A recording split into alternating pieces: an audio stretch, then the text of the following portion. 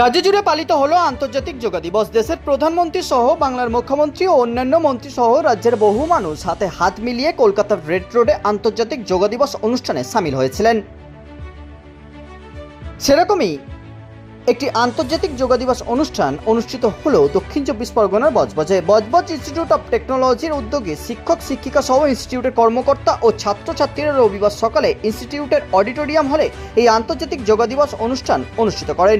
অনুষ্ঠানের মধ্যে দিয়ে যোগা শিক্ষিকা ছাত্রছাত্রী ও ইনস্টিটিউশনের কর্মকর্তাদের রোজ নামতা জীবনের ভালো থাকার অভ্যাসটা শিখিয়ে গেলেন, যাতে করে আগামী দিনে শুধু বজবজ নয়, বাংলা সহ সমগ্র ভারতবর্ষের প্রতিটি মানুষ চিকিৎসার ওপর নির্ভর না করে যোগার ওপর নির্ভরশীল হয়ে একটি সুস্থ শরীর গড়ে তুলতে পারেন।